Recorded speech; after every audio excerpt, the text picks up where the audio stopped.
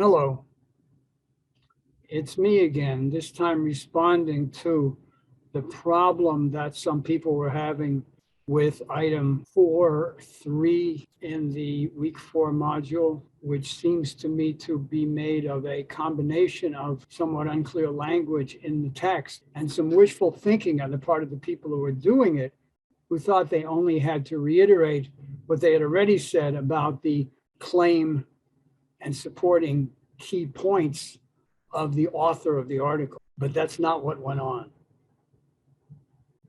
What the prompt in module 4 is asking you to do is to form your own claim about the effectiveness of the claim that the author of your text makes. And I want to show you using an example how to do that. So let's go on and let's see what we can figure out about responding to a claim with a claim. Almost everyone made the same error, so I'm not going to assess any late penalties, but you need to finish module 4 in a way that shows full comprehension before you attempt module 5. And you see two fascinating texts here, one of which is an ad cut from a college newspaper, and the other is a Microsoft Word document, the first page of which is intentionally blank. And I'll tell you why soon, but let's first look at the ad, which let me read it to you. Big sidebar, white on black, paying $8,000. Wanted egg donors, women ages 21 to 33 who qualify and complete the donation process are compensated $8,000 for their time and effort. All information is kept confidential. Contact Nicole. I guess that's a picture of Nicole giving you a come hither smile, or actually giving your eggs a come hither smile. Our donor egg program coordinator to see if you qualify. And then he gives a bunch of other information that I've blanked out so people, or rather women, people with eggs, with ova, don't go running for the door to make $8,000. But I hope you don't, because I have some serious reservations about this ad. And that's why I'm looking at it, because in some ways, the most workable thesis is one that challenges rather than agrees with the original text. Let's now see how I would work this material. There we have an MLA formatted paper with a nice left header and a title of my own. And I wish people would start using titles of their own. First of all, let's understand what the author's claim is. And here I name the ad, Wanted Egg Donors. It doesn't really have an author. Claims healthy young women should donate ova for their own and others' benefit. Right? That's the claim.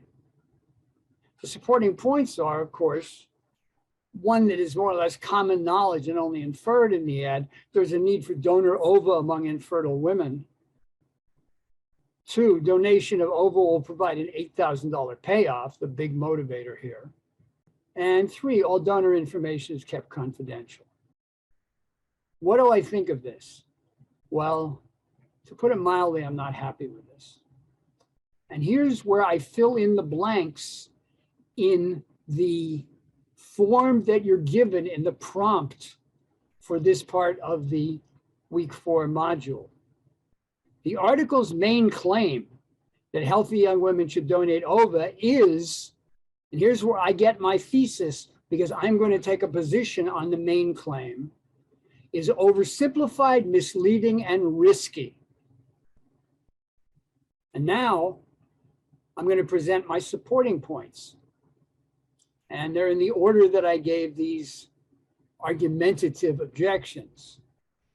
The oversimplified part is because the ad is full of weasel words. And I actually quote somebody here who wrote an article called Weasel Words, like who qualify and complete, meaning that one could go through the whole process and get nothing in the end if they don't satisfy an unstated criterion for completion. What exactly is completion? The actual meaning of kept confidential, and here's where I get to misleading, clearly depends on a terms of service agreement, a TOS, as some people may know it, that few will read. And the simplicity of the ad's language obscures the invasive donation process, which involves massive doses of hormones and mechanical intrusion into the reproductive system. And finally, risky. Research into the process reveals that, as one article's title succinctly expresses it, and here I'm getting into other sources, something you haven't reached yet, but that you really want to start thinking about. Egg donors face uncertain long-term risks. And here's my second in-text citation, MLA style, for somebody named Woodruff. And this is where I am giving my supporting points for objecting to the main claim of the ad. And that's what you need to do in the module that we're concerned with now. I just want to reiterate, presented the author claim and supporting points, my claim in response to the author's claim, and my supporting points. And that's what I'm hoping you will get in the habit of using, because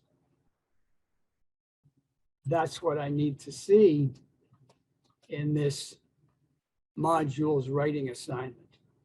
So let me return to the screen and say, this is the challenging part. It's also the part where you learn to do real scholarship, which is going to stand you in good stead for the rest of your academic and your career path. So spend the time on it you need to, and ask me for help when you need it.